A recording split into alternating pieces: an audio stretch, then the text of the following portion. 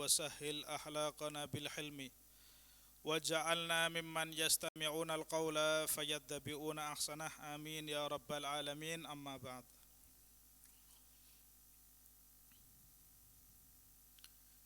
Pada kesempatan yang mulia ini saya ingin membacakan sedikit daripada nasihat Al-Habib Abdullah bin Alawi Al-Haddad Shahibur Ratib di dalam kitabnya Risalatul Mu'awanah. Beliau menasihatkan faslun wa yanbaghi an yakuna laka wirdun min qiraatil ilmin nafi'. Jadi kitab ini berisi nasihat-nasihat beliau, anjuran-anjuran beliau untuk semua orang-orang muslim, orang-orang mukmin yang beriman kepada Allah Subhanahu wa taala.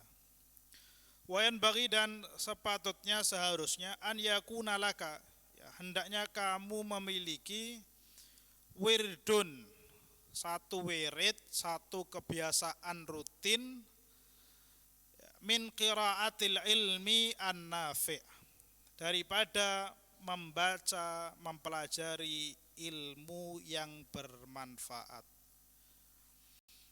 Jadi sepatutnya seharusnya setiap orang muslim, orang mukmin itu dia memiliki kegiatan rutin mempelajari ilmu yang bermanfaat.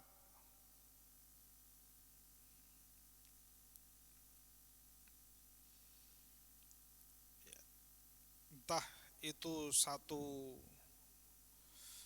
minggu satu kali, dia harus belajar mempelajari ilmu. Entah itu 2 minggu satu kali atau 1 bulan satu kali.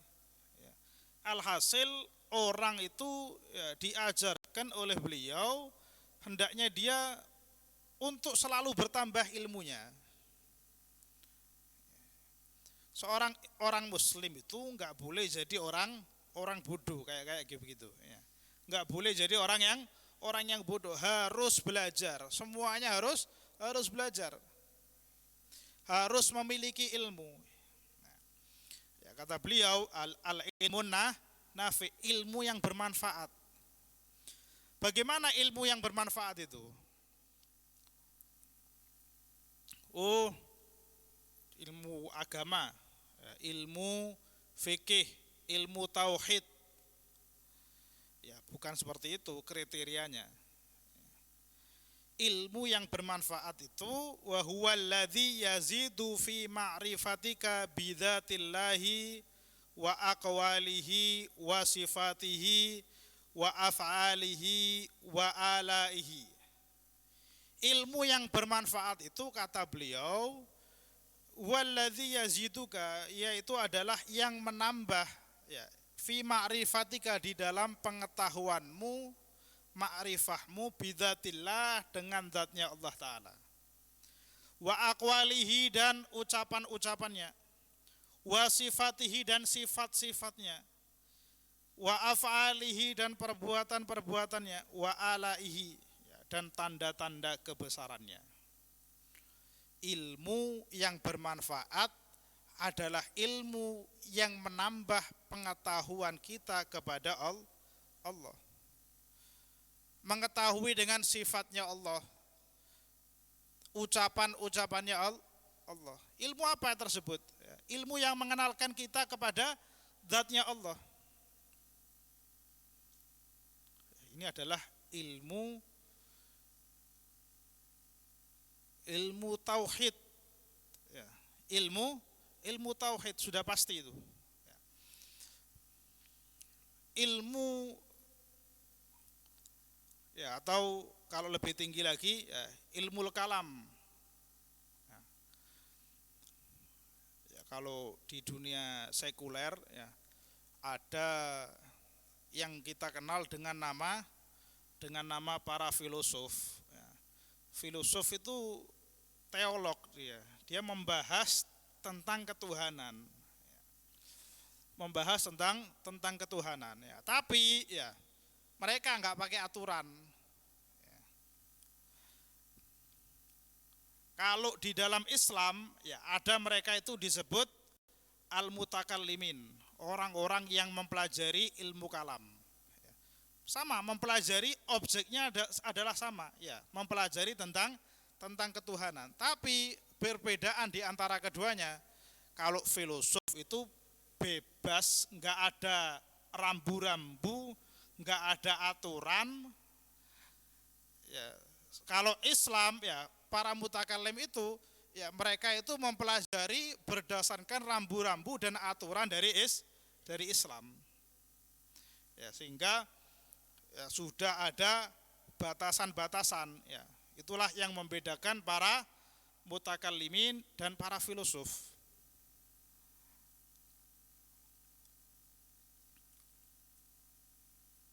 Jadi mereka itu sama-sama objek pembelajarannya adalah tentang ketuhanan, sama-sama mereka itu teolog. Cuman ya ini tidak ada batasan para filosof ini. Ya, sehingga kesimpulannya yang mereka dapatkan jelas berbeda dengan apa yang didapatkan oleh para mutakallimin. Ya walaupun mereka itu kadang-kadang punya kesimpulan yang kita yakini benar. Ya, seperti ya, kalau saya sebut nama satu, ya, ada filosof itu namanya Sokrates. Ya, Sokrates itu dia meneliti ya sampai ya dalam ketuhanan itu sampai dia berkesimpulan Tuhan itu satu. Ya. Tapi apakah kita katakan dia mutakalim, dia ahli ilmu kalam, ahli ilmu tauhid? Jelas bukan. Ya. Karena dia metodologi yang dia gunakan bukan dengan cara-cara Islam, ya. Bukan dengan cara-cara yang sesuai dengan syariat. Ya, jadi ilmu yang bermanfaat adalah ilmu yang menambah makrifat kita kepada Allah. Semakin kita mengenal Allah, mengenal zatnya Allah, mengenal sifat-sifatnya Allah, mengenal tanda-tanda kebesaran Allah Ta'ala. Wa ta'arif bihi ma amaraka bihi min ta'atih wa nahaka anhu maksiyatih. Kemudian kriteria yang kedua, ilmu yang manfaat itu adalah ilmu yang dengannya kamu mengetahui apa yang Allah perintahkan kepada kamu daripada perbuatan taat, dan kamu mengetahui apa yang Allah larang kepada kamu daripada perbuatan maksiat. Kalau tadi yang pertama itu yang mengenalkan kita kepada Allah, itu kita kenal dengan ilmu tauhid. Ya, kalau yang kedua, ya, yang mengenalkan kita kepada halal dan haram. Ya. Oh, ini boleh kamu kerjakan, ini halal, ini termasuk perbuatan taat. Oh, ini perbuatan dilarang sama agama, Allah melarang perbuatan ini, maka ini haram. Ilmu tersebut kita kenal dengan ilmu fikih. Ilmu fikih. Ya, fikih sendiri panjang ya. Fikih itu bukan sesuatu yang ringkes. Ya, tapi kalau kita ambil wajibnya saja maka hanya sedikit. Ya, butuh waktu hanya beberapa. Ya, mungkin kalau orang ya dia tekun belajar ilmu fikih, dia ambil yang wajib saja. Ya, misalnya dalam semisal program pesantren kilat ilmu fikih, ya maka itu kalau ambil yang wajib saja hanya mungkin 1 bulan aja. Ya, tapi kalau orang mendalami ilmu fikih, oh ini nggak ada habisnya. Ya, ini ilmu nggak ada habisnya. Ya, sampean kemana-mana, ke kota mana, di setiap daerah, antum pasti mendapatkan ya ada yang namanya ya, bahsul masail. Ya, bahsul masail, ya, bahas masalah. Ya, jadi membahas objek permasalahan dalam kehidupan nyata diukur dengan ilmu fikih. Setiap waktu pasti berkembang terus. Makanya itu enggak ada habisnya ilmu fikih itu. Ilmu fikih itu tidak akan ada habisnya. Ya, kalau kita belajar ya mau ambil yang wajib saja, ya mungkin belajar dengan Safinatun Najah, ya. Belajar dengan kitab Sulamut Taufik, ya. Belajar dengan kitab Risalatul Jami'ah. Mungkin itu cukup ya untuk bekal kita mengambil ilmu fikih yang wajib. Ya. Tapi secara umum, secara luas nggak bisa, ya. Nggak ada habisnya. Ya. Ya, kitabnya berjilid-jilid, jumlahnya ribuan, ratusan.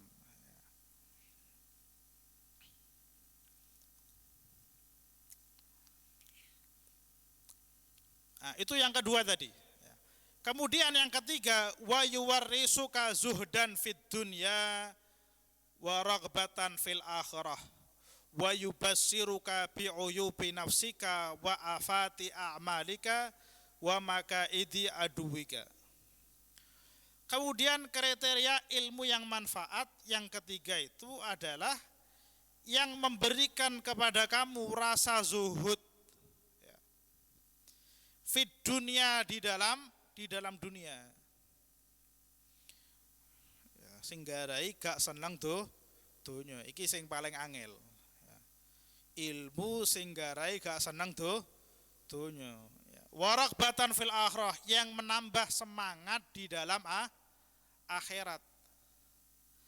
Wa yubassiruka, dan menunjukkan, memperlihatkan kepada kamu bi uyubi nafsika, dengan aib-aib dirimu, wa afati a'malika, dan penyakit-penyakit amal-amalmu, wa makaidi aduwika, dan tipu daya musuhmu.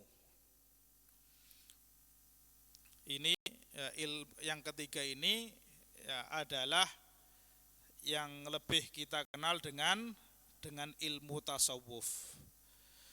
Ya, ilmu tasawuf ya sing garakno wong dadi zuhud, gak seneng donya. Ya, orang gak seneng itu, kalau gak seneng itu namanya ada di hati. Ya. Ada orang dunia tidak ada di tangannya, artinya dia bukan orang yang memiliki, ya, bukan orang kaya. Ya, tapi di dalam hatinya ya, ada dunia, ya, maka dia bukan dikatakan orang zuhud. Ya, orang zuhud itu orang yang di dalam hatinya tidak ada dunia. Walaupun tangannya menggenggam dunia, masih oke, ya. Tapi kalau di dalam hatinya tidak ada dunia, maka dia dikatakan orang zuhud. Ya, banyak di antara para ulama, ya, orang-orang soleh terdahulu, mereka itu orang-orang yang kaya raya, ya, tapi harta yang mereka miliki ya tidak sampai masuk di dalam hati, ya. Dunianya hanya ada di tangan. Apa cirinya? Kalau kehilangan, ya, mereka tidak akan gelisah, ya, nggak akan sumpek, ya, tidak akan sakit. Itu tanda orang harta hanya ada di tangan, tidak ada di hati. Ya, Sayyidina Al-Habib Husain bin Syekh Abu Bakar bin Salim, ya, anak daripada Syekh Abu Bakar bin Salim. Ya, beliau itu orang yang kaya raya. Kebunnya banyak. Ya, hartanya banyak. Ya, satu ketika ada seseorang batin.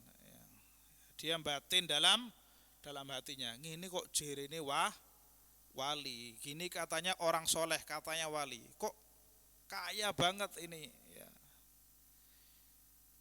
Ya, maka dengan karomah daripada beliau, ya, beliau disingkap hijabnya oleh Allah sehingga tahu apa yang dikatakan orang tadi dalam hatinya, ya, dikasyaf, ya. Beliau langsung mengatakan, ketahuilah wahai fulan, ya, apa yang kau lihat sekarang ini semua harta kekayaan milikku, ya, ya, seandainya semuanya hilang dalam sekejap, tidak akan ada satu bulu daripada tanganku yang berdiri. Artinya biasa. Ya. Ya, coba kita sekarang ya, hilangan 20.000 kepikiran ya. Hilangan uang ratusan ribu nggak bisa tidur. Ya. Dengan ya akhirnya apa? Itu ya tanda kalau dunia itu ada di dalam hati. Ya, dan yang menambah semangat di dalam akhirat. Wa yubassiruka bi'uyubin nafsik. Ilmu yang memperlihatkan kepada kamu kekurangan-kekurangan yang ada di dalam dirimu. Artinya semakin orang menguasai ilmu ini, ya, dia semakin melihat kepada aibnya. Ya, dalam hadis Rasulullah SAW bersabda, "Idza ahabballahu 'abdan basarahu bi'uyubi nafsih." Kalau Allah itu cinta dengan seorang hamba, Allah akan memperlihatkan kepada dia dengan aib dirinya sendiri. Sehingga apa? Sehingga dia sibuk hanya memperbaiki dirinya. Oh iya, aku ingin duwe kekurangan gini ya. Ya, anak punya sifat, saya punya sifat riya, saya punya sifat sombong, ya. Saya punya dengki sama orang. Akhirnya dia semakin melihat ke dalam dirinya, ke dalam aib-aibnya, ya maka dia akan semakin memperbaiki dirinya tersebut. Ya, beda dengan orang yang selalu melihat aib orang lain. Orang yang seperti ini gak akan bisa berkembang. Dia tidak akan bisa berkembang, dia gak akan tahu kekurangannya. Kalau saya mau kasih gambaran ya, dulu kita di zaman ya, HP Nokia, ya, semua orang pakai Nokia. Semuanya menggunakan HP Nokia. Ini HP Nokia ini merasa di atas angin, merasa di atas angin, sehingga muncul BlackBerry, muncul Android, dianggap hal remeh, hal biasa. Dia nggak mau memperbaiki kekurangannya, meningkatkan kualitas layanannya, kualitas barangnya. Dia enggak pede, kenapa? Semua orang pakai. Akhirnya apa? Karena seperti begitu, ya kita lihat, ya, hancur, kolab, enggak ada lagi orang pakai. Tapi coba kita lihat, ya, kita di zaman smartphone, ya, atau terjemahnya itu ponsel pintar, ya, HP pintar, smart itu pintar. Gimana tandanya HP pinter? Ya, tandanya HP pinter itu dia selalu update. Ya, kalau tahun ini kita beli, ya, kalau ini iPhone, ya dulu iOS 15, ya.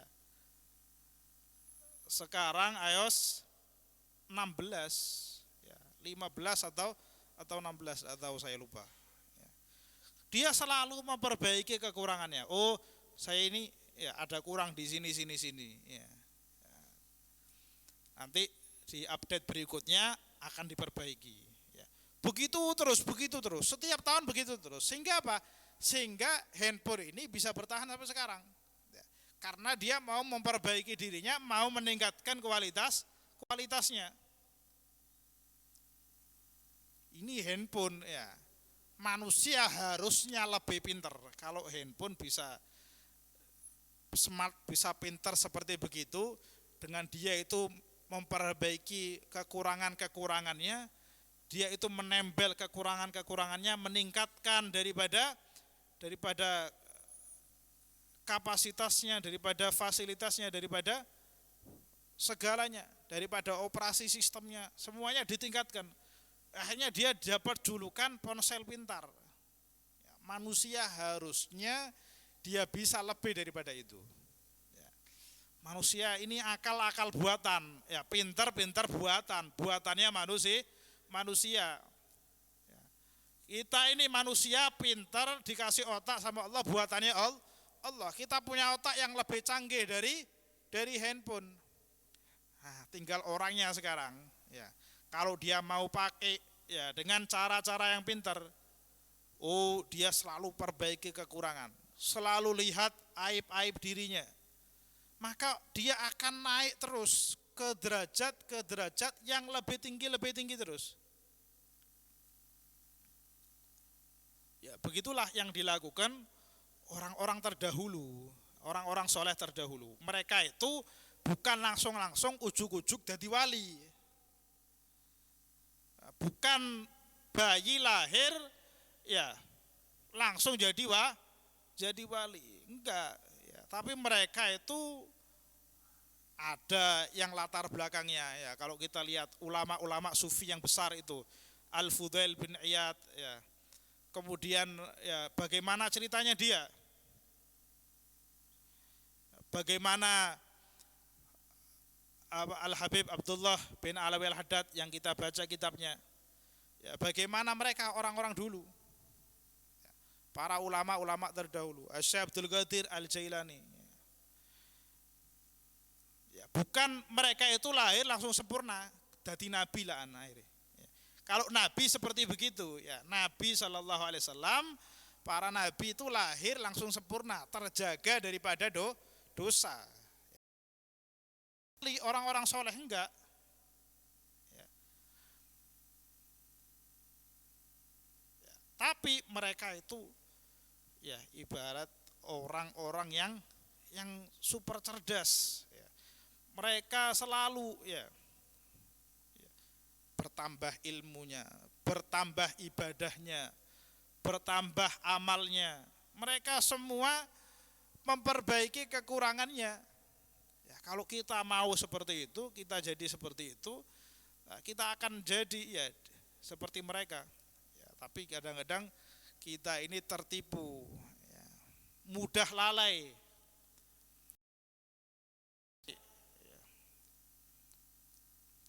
Kata Nabi Shallallahu Alaihi Wasallam, ni'matani maghbunun fihima kasirun minan nas, as-sihah wal faraq. Ya, ada dua nikmat yang banyak manusia itu tertipu. Apa itu dua nikmat tersebut? As-sihah, kesehatan, wal faraq, dan keluasan, kelonggaran waktu. Orang ketika sehat, ya dia tidak ingat kepada Allah, dia lupa, ya, dia tenggelam dalam dunianya. Ya, tapi ketika sudah sakit, melebur rumah sakit, ya, tidur di atas kasurnya rumah sakit, lah disitulah baru dia ingat kepada Allah. Lagi iling mati wis rumah sakit, pikirannya mati, metu rumah sakit lali maneh, ya, lupa lagi.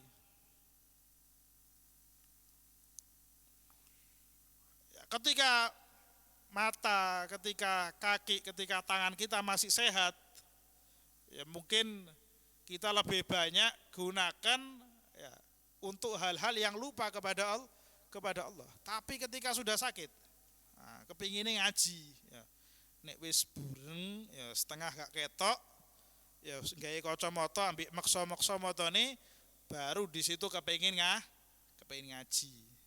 Nah, itulah manusia.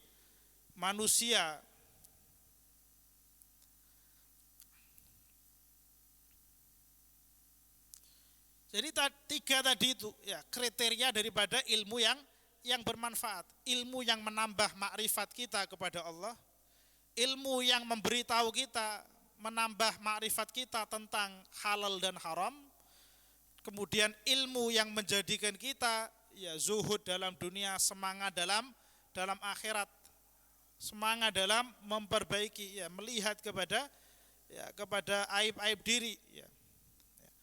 Wa afati a'malik wa makaidi aduwik, ya. Penyakit amal. Apa penyakit amal? Penyakit yang bisa merusak amal. Apa itu? Sombong, merasa lebih baik dari orang lain, ya. Hasud, ya, dengki, ya, nggak senang melihat orang dalam kenikmatan, berharap nikmatnya hilang. Itu sifat hasud. Riya, apa riya? Ya, riya berbuat sesuatu karena ingin ya dilihat oleh orang, diperhatikan oleh orang, dipuji oleh orang. Itu adalah penyakit-penyakit yang merusak amal. Orang sebanyak apapun amalannya, kalau di dalam hatinya ada sombong, ya, maka amalnya akan lebur. Ya, seperti gunung yang hancur, sudah masih sakmono gedine ya nek wis ajur wis selesai. Ya. Amalan sebanyak apapun kalau sombong, kalau riya, ya, maka akan hilang. Ya. Kenapa ya? Karena amal itu kan kita niatkan untuk siapa? Ya, seharusnya kita niatkan untuk Allah. Lawang iki sholat, iki ngaji Quran, tapi kok tujuannya untuk makhluk. Ya. Jadi seakan-akan kita itu ya beribadah itu bukan karena Allah, untuk makhluknya. Lah perasaannya Allah itu butuh tak dengan ibadah kita. Apakah Allah bertambah mulia dengan sholatnya kita, dengan ngajinya kita? Tidak. Ya, Allah nggak butuh dengan kita. Laung kita ibadah kok kita buat orang lain. Yo, cirine Gusti Allah.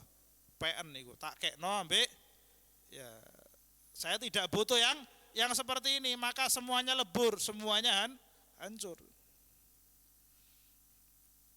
Maka dengan ilmu-ilmu yang seperti tadi, ya, kita bisa mengetahui bagaimana ya apa saja penyakit-penyakit tersebut.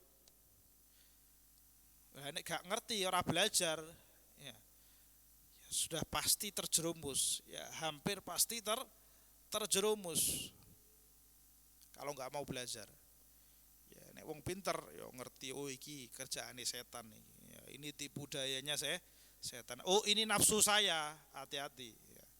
Dia tahu, dia akan hindari.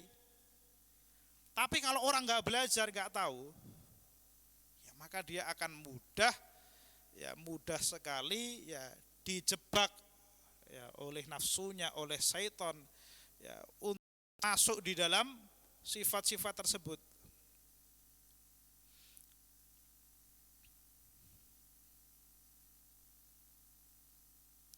Wa maka idhi aduwik ya, dan daya musuhmu. Siapa musuhmu? Setan. Orang yang belajar ilmu dia akan ngerti ya ilmu yang manfaat ya. Dia akan ngerti dengan tipu dayanya setan. Al-Imam Ahmad Ibnu Hanbal ya, beliau itu seorang mujtahid ya, murid daripada Imam Syafi'i, orang yang soleh ya, seorang imam madhab ya, madhabnya dikenal dengan madhab Hanbali yang hafal ribuan hadis ya, kitab-kitabnya begitu banyak ya, beliau ketika mendekati ajalnya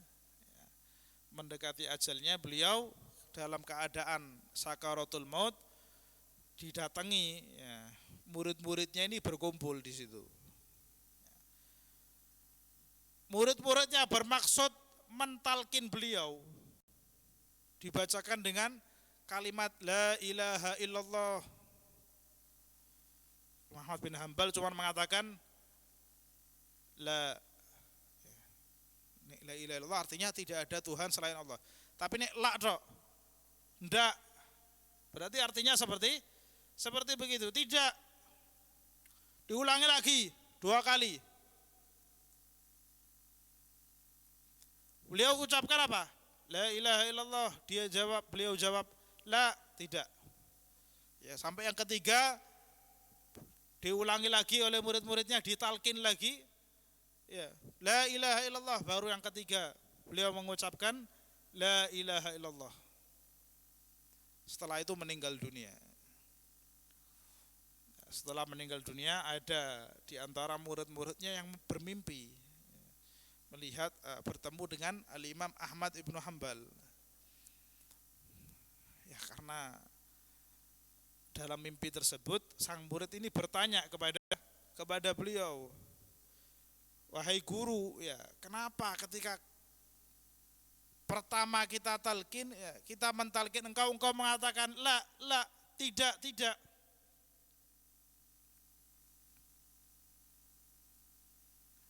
Ya, maka Imam Ahmad bin Hanbal menjelaskan, wahai muridku, ketahuilah bahwa menjelang akhir-akhir wafatku, ya, setan berbisik di dalam hatiku. Ya.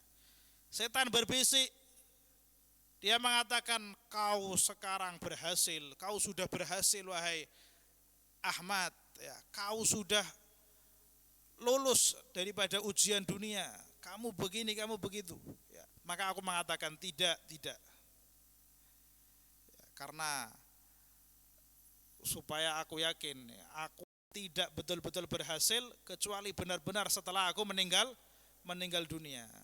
Seandainya hatiku membenarkan bisikan daripada setan tadi, ya, maka niscaya, ya, seluruh amalanku, seluruh yang aku perbuat semasa hidupku, ya, akan sia-sia sebab adanya rasa ujub, bangga diri. Dari mana itu datang? Ya, bisikannya dari mana, tipu dayanya? Tipu daya setan. Ya, bayangkan kita, ya. Ya, moro-moro engko ana sing bengi-bengi, ya, mimpi, ya, melihat awan putih. Ya, mari ngono dianggap ketemu malaikat Jibril. Bariku suwe-suwe dadi nabi. Ya, wonten apa boten? Ya, ada enggak seperti itu di kehidupan kita? Ada, ya. Padahal kadang-kadang itu tipu daya setan karena nggak tahu, ya, karena bodoh, karena nggak tahu, ya. Ditipu oleh setan. Ya, Syekh Abdul Qadir Jailani pun pernah kejadian seperti itu. Jalan sama murid-muridnya, ya, dalam kisah yang saya singkat, jalan sama murid-muridnya, di tengah jalan ada awan, ya, awan yang sangat besar, ya. Kemudian dari dalam situ, ya, keluar suara, ya, wahai Abdul Qadir, ya, kamu mulai hari ini, ya, saya telah halalkan semua yang haram bagi kamu. Suara aja, nggak ada orangnya. Ya, itu Syekh Abdul Qadir Jailani langsung ngambil sendalnya, ya, kelompoknya diantem itu awan, diantem langsung hilang. Abdul Qadir Jailani ngerti iki setan. Ya, ditanya sama muridnya, dari mana engkau tahu? Dengan ucapannya dia, ya, bahwa saya telah menghalalkan semua yang haram. Gak mungkin itu Allah Ta'ala, ya, tidak mungkin itu Allah Ta'ala. Ya aja ana wong bodoh moro-moro ketok ngono, ya. Engko lak suwe-suwe dadi nabi, mbok dadi malaikat Jibril, ya, milih, ya. Sing durung ana dadi Allah, ya, ono sing jadi Allah. Ada yang jadi Allah. Wallahu a'lam, belum tahu saya. Ya. Ya, kalau jadi nabi banyak, ya. Jadi malaikat Jibril sudah ada.